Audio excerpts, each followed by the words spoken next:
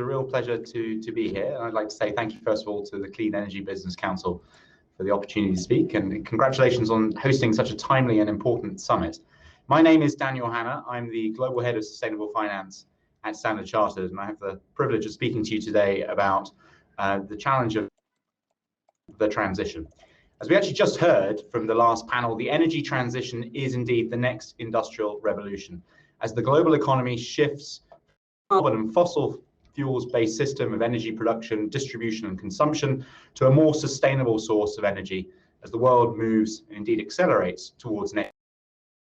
Renewable energy such as wind and solar and electric vehicles typically come to mind when one thinks about this energy transition. It actually encompasses a much wider ecosystem of change. Actually, in some ways, the switch to electrification and powering by renewables is the easy bit.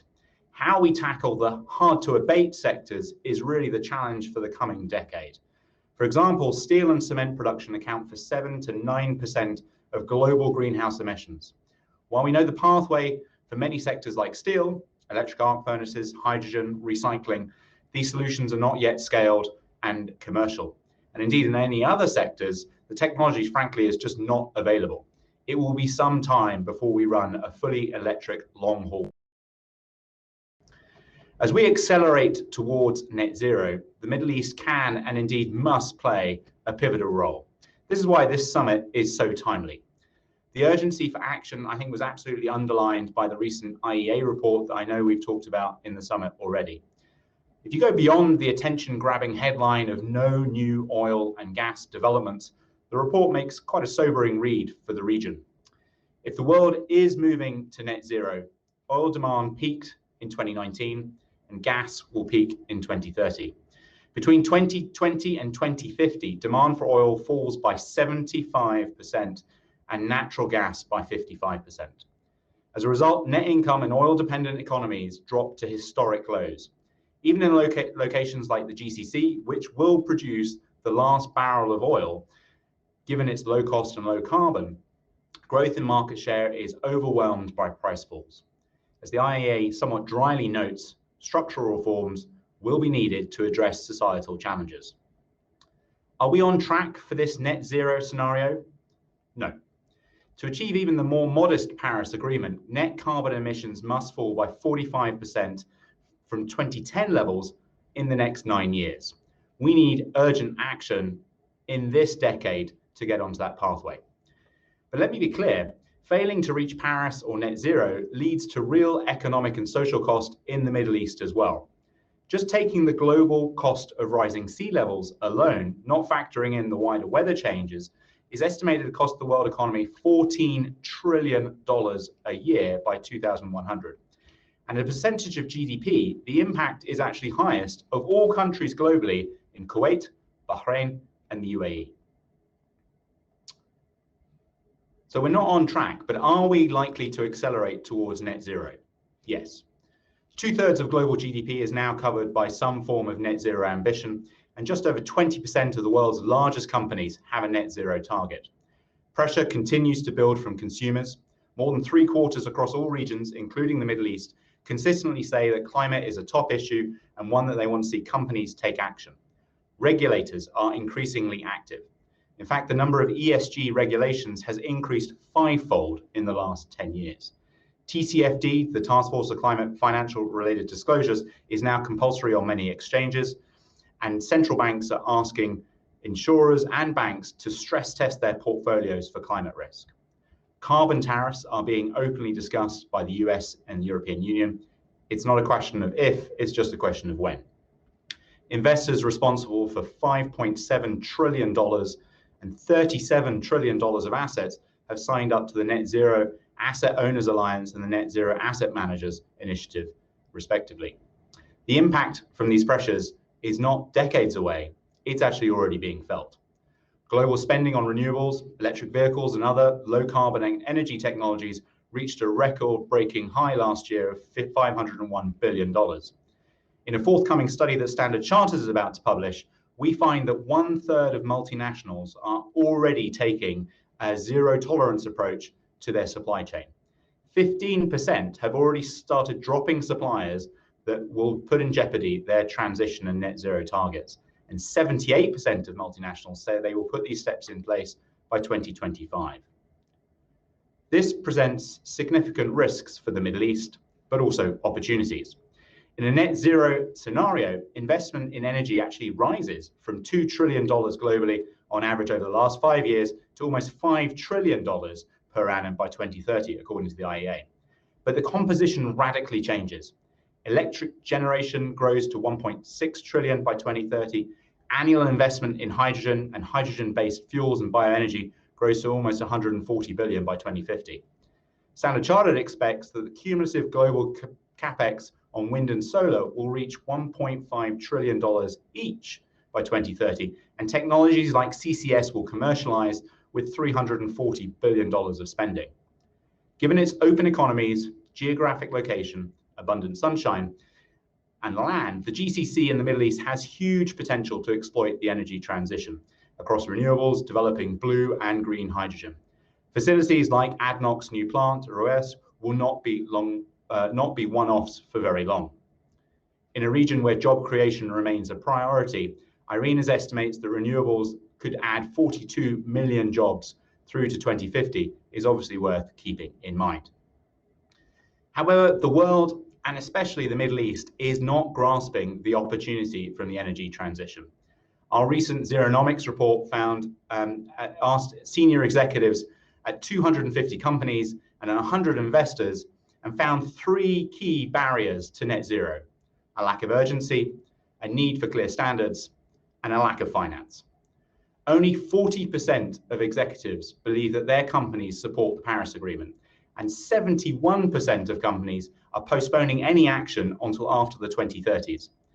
In the Middle East, support for Paris is actually the lowest of any region, with just 35% of companies responding positively. We need to collectively shift this perception. A lack of standards is an issue. In this region, 80% said a lack of consensus on net zero definitions was a major barrier. And indeed, 90% said in setting a standard that was globally accepted, that would be a major acceleration. And this is a real challenge. Net zero is often used interchangeably with zero carbon, carbon neutral, or carbon negative. Yet they imply very different decarbonization pathways and different coverage of greenhouse gases. And to finance. Finance is obviously a key issue. It's cited by 80% of executives in the Middle East, much higher than the global average of 67. Carbon-intensive companies face indeed the biggest challenge in this space, with 71% of senior executives and 81% of investors seeing a capital shortfall in this topic. We need more regional companies and institutions to follow the likes of Etihad and Majid Al Futtaim in setting meaningful targets and, more importantly, roadmaps on how to develop them and move towards net zero. But how do we tackle this financing gap? Well, in the absence of a global carbon price, let me suggest 3 key levers that can help: partnerships, innovation in capital, and innovation in markets. This is very much a global challenge with no single silver bullet, and it will require collaboration across the financial sector, industries, regulators, and governments. Governments should take the lead in setting ambitious net zero targets. Regulators should also consider how they can facilitate an energy transition. At Standard Chartered, we are committed to playing our part in this. We have committed to being net zero in our own operations by 2030 and to bring the impact of our financing aligned with net zero by 2050. We've committed $75 billion in sustainable infrastructure and renewables focused on developing and emerging markets, and we've already provided $20 billion to that in our first year. We're also building expertise and transition levers across electrification, hydrocarbon, and CCS. We see opportunities to facilitate collaboration across the entire value chain, using data, analytics, work to identify opportunities. And indeed, we're working with our clients to help them develop their own pathways and sustainable finance frameworks. Earlier this month, we published our first 2 transition pathways for oil and gas and metals and mining on how we can help and indeed what those industries can do to move to net zero. But more capital is definitely needed, but also different types of capital. Transition and blended finance will be important tools. Transition finance in its own must be developed as an asset class. This will require standards, and we're developing our own framework for transition finance and have asked regulators such as the European Commission and others to develop theirs. We were very pleased to partner with Etihad in launching the world's first transition bond for an airline company anywhere, and are working with several other examples in other industries. Etihad's Sukuk format indeed shows the natural synergy between Islamic and sustainable finance. The use of blended finance, which is the strategic use of development or government capital to commercial capital, will play a pivotal role here. $47 billion of blended finance has already been targeted at renewables in the emerging markets. And Standard Chartered has been involved in more than $5 billion of those. And we see there's significant opportunity to scale that to accelerate the adoption of new technologies. New markets must also be created. We need to facilitate new flows of capital into both new transition technology and nature-based solutions such as forest and carbon sinks. We see an opportunity for voluntary carbon markets to play a key role here. Offsets are not a substitute for reducing emissions, but credible avoidance and reduction carbon credits can complement and accelerate companies' zero.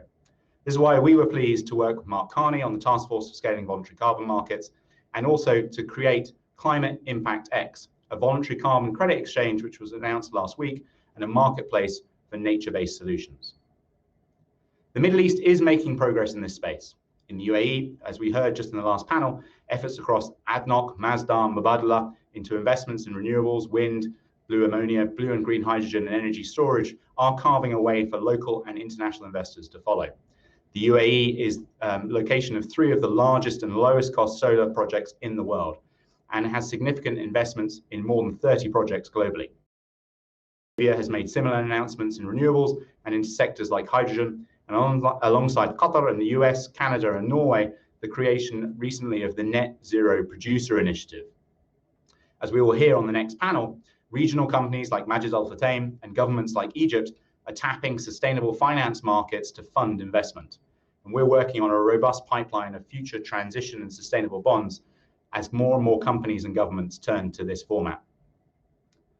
The energy transition presents particular challenges and opportunities for the Middle East. But this region is no stranger to reinvention. Almost 100 years ago, Gulf economies slumped as the dominant pearl fishing industry was hit by the worldwide depression and Japan perfecting the technology of creating synthetic pearls. In the midst of this economic turmoil, 1929 was the year that the first oil well was discovered and operated in Bahrain. And that ushered in a new century of oil-backed growth for the region. We may well be on the brink of a similar tipping point in the region. Thank you.